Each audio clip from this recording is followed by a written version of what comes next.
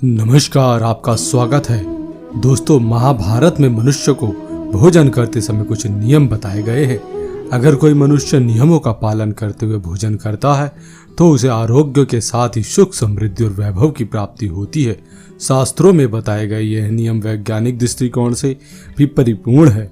इस प्रकार से भोजन करने पर मनुष्य सभी देवी देवताओं का आशीर्वाद प्राप्त करता है।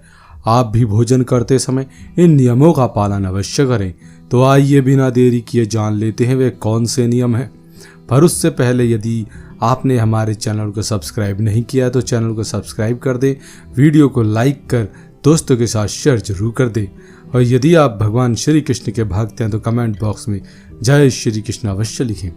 सबसे पहली बात, भोजन करने से पहले शरीर के पाचन 2 हाथ, 2 पैर, 2 मुख इनको अच्छी तरह से धोकर ही भोजन करना चाहिए।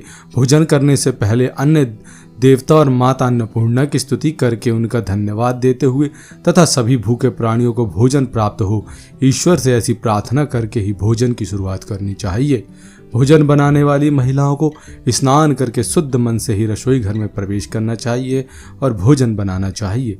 सबसे पहले 3 रोटियां, 1 रोटी गाय के लिए, 1 कुत्ते के लिए और 1 कौवे के लिए बनानी चाहिए।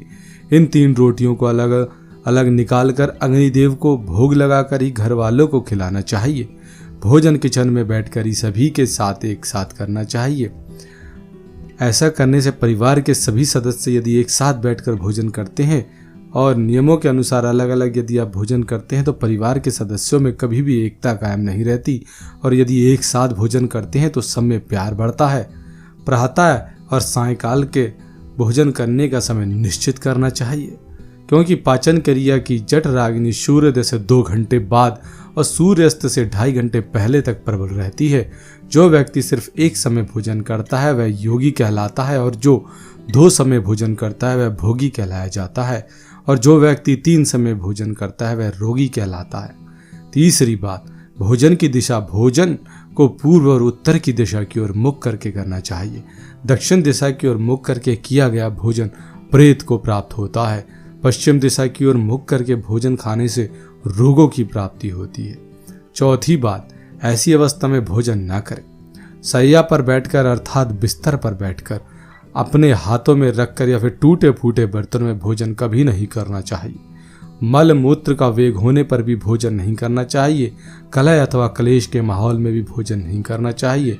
ऐसी अवस्था में भोजन करना अनुचित माना गया है। अधिक शोर शराबे वाले स्थान में भी भोजन करना उचित नहीं। पीपल या वट वृक्ष के नीचे बैठकर भोजन नहीं करना चाहिए। परोसे हुए भोजन की कभी निंदा नहीं करनी चाहिए। खड़े खड़े भोजन करना भी अनुचित माना गया है। जूते पहनकर या फिर सिर को ढक कर भोजन नहीं करना चाहिए।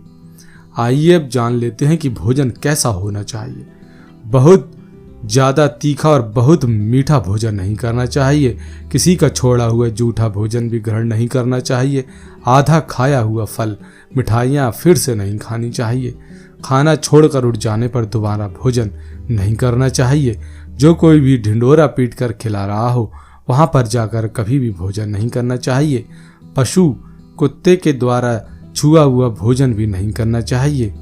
रजस्वला स्त्री के द्वारा परोसा गया भोजन भी करना अनुचित माना गया है। श्राद्ध का निकाला हुआ बासी या फिर फूंक मार का ठंडा किया भोजन भी नहीं ग्रहण करना चाहिए।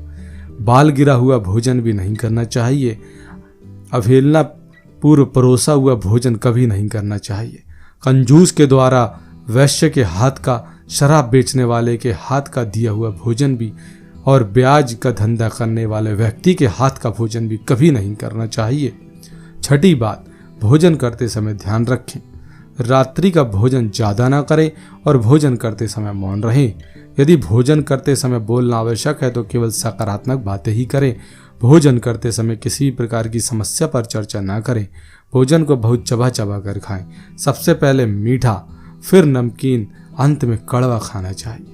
थोड़ा सा भोजन करने वाले को आरोग्य, आयु, बल, सुख, सुंदर संतान और सौंदर्य प्राप्त होता है। 7वीं बात, भोजन के पश्चात क्या नहीं करना चाहिए। भोजन के तुरंत बाद पानी या चाय नहीं पीनी चाहिए।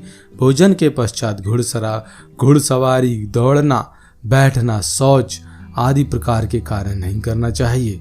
भोजन के बाद क्या करें? दिन में भोजन करने के पश्चात टहलना चाहिए अथवा रात्रि के भोजन करने के बाद 100 कदम टहलना चाहिए। उसके बाद बाईं करवट में सोना और वज्रासन में बैठने से भोजन का पाचन अच्छे से होता है। भोजन के 1 घंटे पश्चात मीठा दूध एवं फल खाने से भोजन का पाचन अच्छे से होता है। भीष्म पिता ने अर्जुन को दिए हुए महत्वपूर्ण संदेशों में कहा गया है कि जिस थाली को किसी का पैर लग जाए उस थाली का त्याग करना चाहिए। ऐसी थाली विष्ठा के समान त्याग्य होती है। भीष्म पितामह कहते हैं कि भोजन के दौरान थाली में बाल आने पर भी उसे वहीं पर छोड़ देना चाहिए।